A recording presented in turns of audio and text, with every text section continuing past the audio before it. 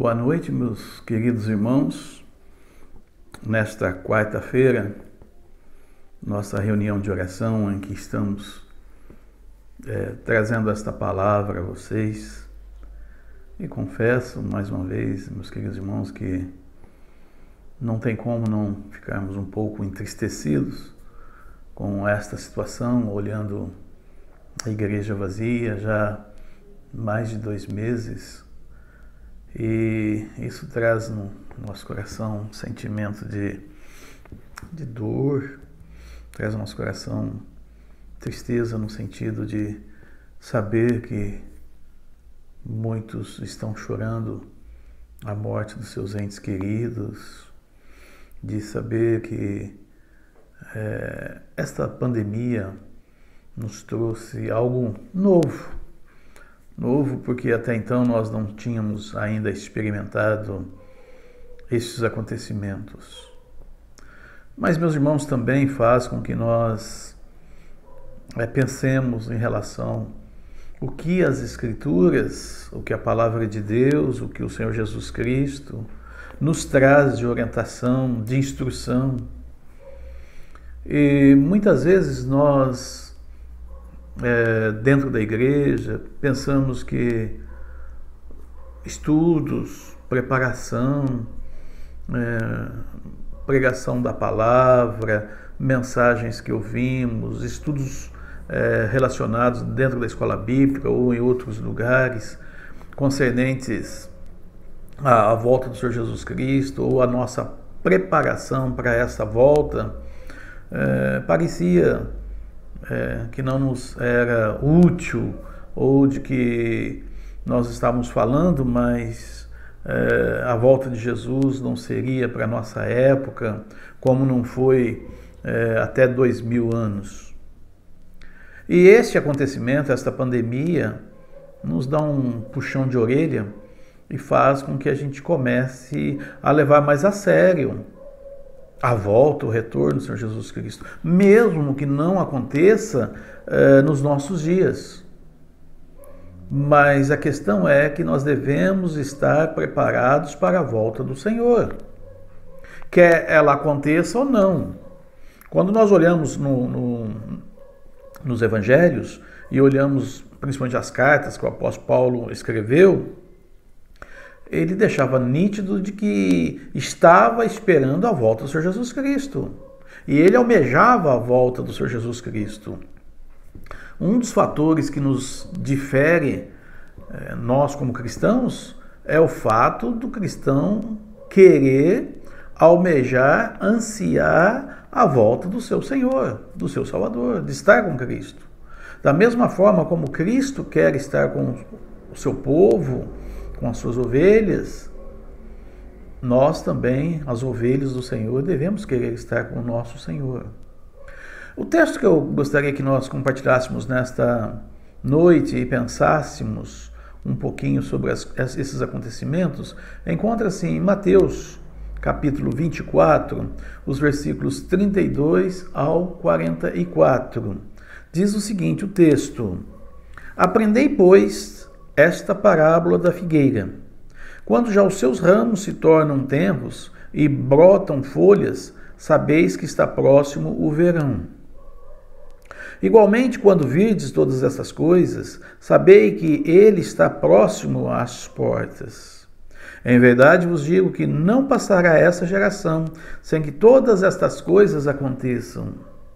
O céu e a terra passarão, mas as minhas palavras não hão de passar. Porém, daquele dia e hora ninguém sabe, nem os anjos do céu, nem o Filho, mas unicamente meu Pai. E, como foi nos dias de Noé, assim também será a vinda do Filho do Homem. Porquanto assim como nos dias anteriores ao dilúvio, comiam, bebiam, casavam e davam-se em casamento, até o dia em que Noé entrou na arca. E não o perceberam, até que veio o dilúvio e os levou a todos. Assim será também a vinda do Filho do Homem. Então, estando 2 no campo, será levado um e deixado outro. Estando 2 moendo no moinho, será levada uma e deixada a outra. Vigiai, pois, porque não sabeis a que hora há de vir o vosso Senhor.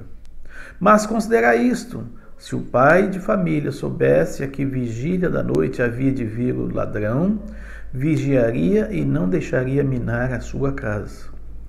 Por isso, estáis-vos apercebidos também, porque o Filho do Homem há de vir à hora em que não penseis. Irmãos, as Escrituras, em especial aqui no texto de Mateus, a partir do capítulo 24 em diante, o Senhor Jesus começa a revelar aos seus discípulos e àqueles que o seguiam que a sua vinda iria acontecer. E desde que ele morreu na cruz, derramou seu sangue por nós e ao terceiro dia ressuscitou, e daí passou o povo a ser chamado de cristãos, já se foram 2020 anos. E nesse período, muitos esperaram, almejaram a volta do Senhor e ela não ocorreu. Mas o que nós entendemos como cristãos é que há preparação e que nós devemos estar preparados para esta questão. Para muitos, a história do dilúvio não passa de um conto. Dizer que Deus escolheu e separou um homem, Noé, a sua esposa, os seus 3 filhos, Sem, Cão e Jafé, juntamente com as suas esposas, e deu uma ordem para que Noé construísse uma arca. Não era necessário construir um navio, pois a finalidade deste barco não era navegar pelos oceanos ou pelos rios, mas sim flutuar durante as intensas chuvas que viriam. Parece que, aos olhos dos incrédulos, este fato é apenas uma história da carochinha e que jamais tal acontecimento foi realmente um fato. Porém, meus queridos irmãos, é notório de que arqueólogos descobriram em várias culturas antigas, a cultura babilônica, a síria e outras, muito material em que estes antepassados registraram que houve verdadeiramente um dilúvio, que isto aconteceu e ocorreu. Nós, cristãos, cremos em todos estes fatos, não porque os arqueólogos e os cientistas confirmam, mas porque está escrito nas Escrituras. O versículo 35 diz: o céu e a terra passarão, mas as minhas palavras não hão de passar. Então, nós cremos piamente nas Escrituras. O nosso pacto das igrejas batistas é que confiamos plenamente no que as Escrituras diz, que a palavra de Deus é a palavra de Deus. E no Novo Testamento, o próprio Senhor Jesus confirma os fatos e também alerta a todos que a história há de repetir-se com um reaparecimento como nos dias de Noé, antes da vinda do Filho do Homem. E, portanto, nós, cristãos que almejamos realmente a volta do Senhor Jesus Cristo, olhamos todos esses acontecimentos e ficamos à espera, aguardando, como a parábola das 10 virgens. 5 eram prudentes e 5 não eram prudentes.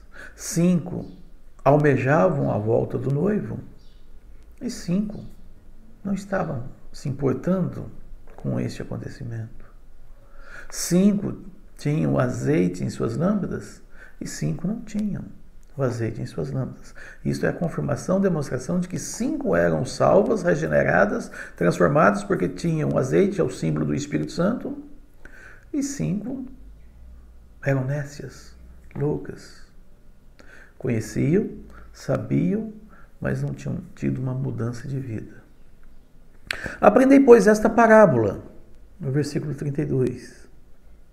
Jesus está dizendo, olha, vocês conhecem os tempos, vocês conhecem as estações. Quando uma árvore começa a brotar e a nascer folhas e flores, vocês sabem que chegou a primavera e que após a primavera vem o verão. Igualmente, quando vides todas estas coisas, irmãos,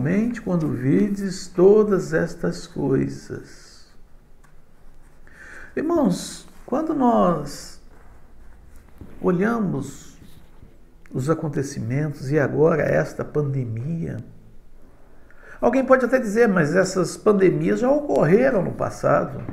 Em 1919, 1920, houve a gripe espanhola que matou milhares e milhões de pessoas. E lá no passado também houve pandemias. Mas nos dias atuais, quando nós olhamos todos os acontecimentos, fica para nós muito claro que todos esses acontecimentos estão sendo preparados para a volta do Senhor. E como eu disse, nós como cristãos devemos estar preparados, pois não sabemos o dia que o nosso Senhor virá. Agora, como podemos saber a semelhança dos dias de Noé com os dias da vinda do Senhor Jesus Cristo? Primeiramente, irmãos, nos dias de Noé havia dias de pecado. Em Gênesis capítulo 6, Deus diz que estava entristecido como a humanidade estava procedendo no pecado nos dias atuais. E o que me assusta hoje nos dias atuais é ver que os pecados ou o pecado não nos assusta mais. É vermos práticas terríveis como se fossem naturais. Nós nos acomodamos com a prática do pecado. Eu não estou nem dizendo que nós cometemos tais pecados, não estou dizendo isto, mas eu estou dizendo que há práticas pecaminosas terríveis. Se mata, comete-se homicídio, assassinato por causa de um tênis, ou por causa de um celular, ou por causa de qualquer coisa. E apenas isso acaba virando uma estatística. Os homens deixaram um modo comum natural de ter a sua esposa, as mulheres deixaram o seu modo comum e natural de ter o seu esposo, construírem família, terem filhos. E agora nós vemos um homem com homem, mulher com mulher, querendo casamento, querendo união, dizendo que são famílias. Tudo contrário aos preceitos de Deus. E nós achamos natural. Não é natural, meus irmãos. Todos os acontecimentos, todo o pecado que nós estamos vendo, seja da mais variada espécie, não é natural. E para nós cristãos também, quando nós cometemos pecado, porque nós pecamos, não pode se tornar algo tão comum e tão natural, seja prostituição, seja adultério, seja roubo, seja qualquer forma de pecado, inclusive a língua. Pecado gravíssimo que as pessoas não dão importância e muitas vezes a língua mata. Abandono do caminho de Deus. Quantas pessoas passaram aqui por esta igreja, por esses bancos, e estão no mundo, vivendo as suas vidas em pecado? Deixaram o caminho do Senhor. Também, irmãos, são marcas a pregação do próprio Evangelho. A palavra de Deus, ela tem sido disseminada de uma forma maravilhosa. Tem sido anunciada através das redes sociais, tem sido anunciado através da televisão, rádio, hoje poucos ouvem, mas tem anunciado nos rádios, as igrejas estão anunciando, os cristãos estão anunciando. O Evangelho está sendo anunciado no mundo todo. E era uma marca de quando o Evangelho alcançasse todos os cantos, Cristo viria. Desinteresse a tudo que se refere a Deus, a sua mensagem e a sua vontade. Então é que eu fico pensando, e as pessoas do mundo, elas zombam de Deus, elas zombam dos cristãos, não dão valor às Escrituras, inclusive difamam, falam coisas terríveis contra a palavra de Deus. Mas nós sabemos e vivemos que a palavra de Deus prega o amor. A palavra de Deus prega que o seu Filho amado veio aqui a esse mundo e amou o pecador, o pior pecador, e deu a sua vida pelo pior pecador. Nós vemos o amor nas Escrituras e as pessoas preferem o ódio. As pessoas preferem seguir os seus próprios caminhos, desinteresse por tudo o que é de Deus. Rejeição ao meio oferecido por Deus para a salvação de suas vidas. Como nós sabemos, o Evangelho é o Senhor Jesus Cristo aqui na terra. O Evangelho é o Senhor Jesus Cristo assumindo sobre si as nossas enfermidades, nossos erros, nossos pecados. E as pessoas não querem isso. Até alguns grupos religiosos preferem os seus caminhos, recusam o caminho oferecido por Deus. Pela bondade nós vamos chegar até Deus. Mas que bondade? Onde há bondade no ser humano? O ser humano não tem bondade. Nós não somos bons. E quando nós encontramos a Deus, a esse Deus bondoso, entendemos que, pelo fato deles rejeitarem o que Deus oferece, Deus ofereceu o que ele tinha de mais puro e perfeito, o seu próprio Filho. É inútil a pretensão do esforço próprio. Eles querem galgar até os céus pelo seu próprio esforço, mas não conseguem. Também, irmãos, olhando as Escrituras, os dias de Noé são como os dias da graça e salvação. A graça de Deus está operando em meio a todos os males. É possível a aquele que busca seguir os caminhos do Senhor. Como lá nos dias de Noé, por muitos e muitos anos, construindo a arca. Dizem os historiadores que foram 100, 120 anos. Noé construindo a arca e as pessoas zombando. Porque naquele tempo não havia chuva. Não sabiam que era chuva. Havia um orvalho da noite que molhava e regava a terra. Mas chuva? Chuva? O que é chuva? Dilúvio? O que é dilúvio? E Noé continuava pregando. E eles zombando. A graça de Deus hoje é anunciada, propagada por todos os cantos. O amor de Cristo é anunciado pelos cristãos. E os cristãos vivem e devem viver o amor de Cristo. O amor de Deus está provendo um meio para o escape. É interessante que nós estamos vivendo agora essa pandemia, que os próprios estudiosos, cientistas, dizem que estão vivendo às cegas. Porque não tem vacina, não tem um remédio, uns dizem uma coisa, acontece outra, um diz um fato e um outro fato totalmente diferente acontece. As pessoas não estão conseguindo entender e compreender, porque parece que tudo está às escuras. Eles não conseguem achar um caminho. E ao olharmos nós as Escrituras, vemos Deus provendo, porque Deus nos amou primeiro. Jesus nos amou primeiro. E este amor que nós vemos em Romanos 5,8, que Deus prova o seu amor para conosco pelo fato de Cristo ter morrido por nós, sendo nós ainda pecadores, ou seja, Jesus não esperou que nós melhorássemos de vida. para vir e morrer por nós. Porque ele sabia que nós éramos pecadores e tudo que nós tentássemos fazer em prol de nós mesmos não iria surtir efeito.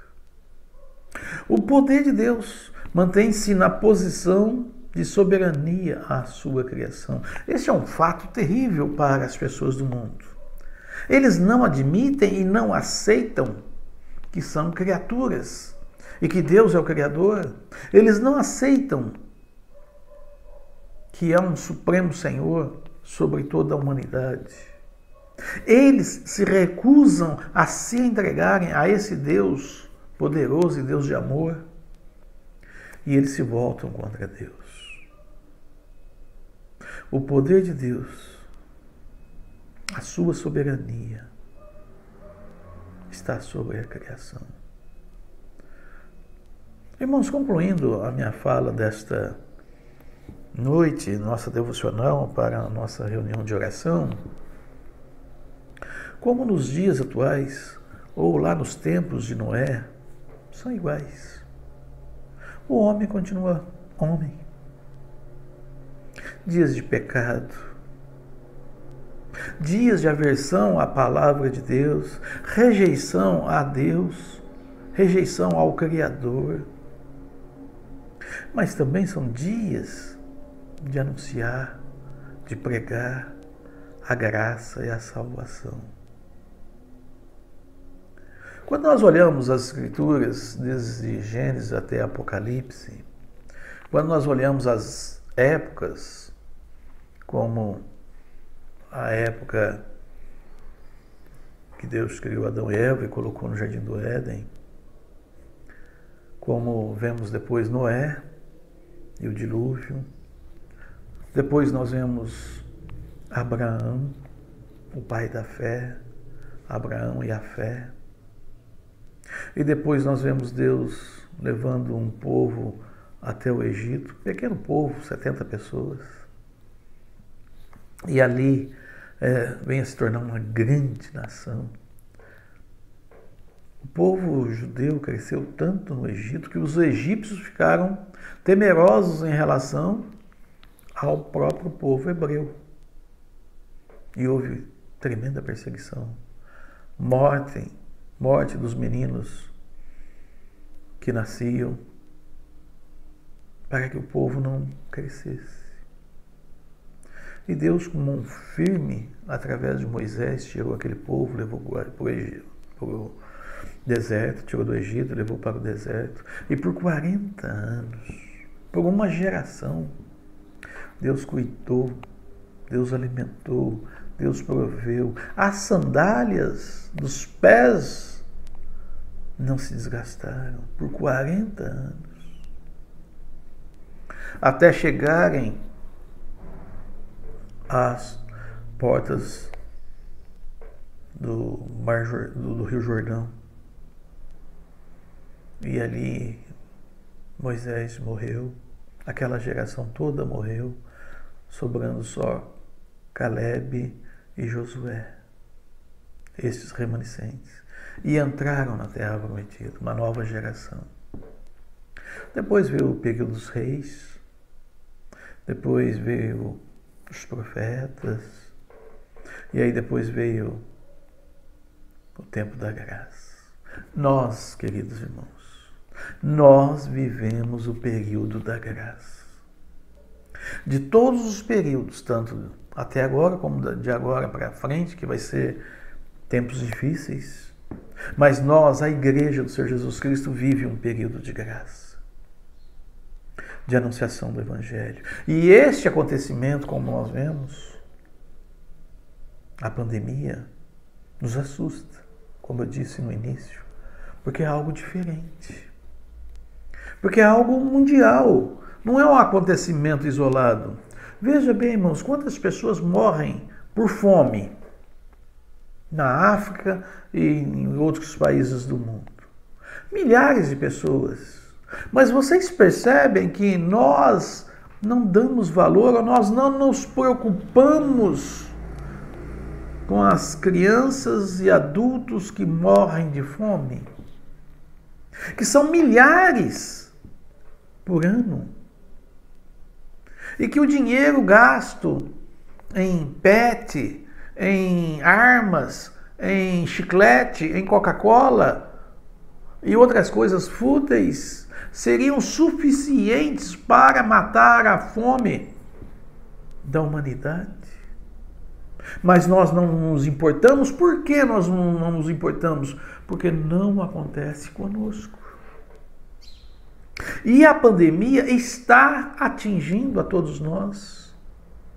Estamos vendo aí, por causa da quarentena, e vai ser algo depois da quarentena um pouco terrível, triste, porque vai haver desemprego, pais de famílias vão estar desempregados, e vamos ver tantas coisas ruins que vão nos atingir, e aí nós temos que começar a pensar sobre os nossos valores. Porque enquanto a fome não nos atingia, era algo tão distante, ou lá no Nordeste, ou lá na África, mas que depois desta pandemia, quando ela passar, poderá deixar rastro de fome. Mas nós vivemos um tempo da graça.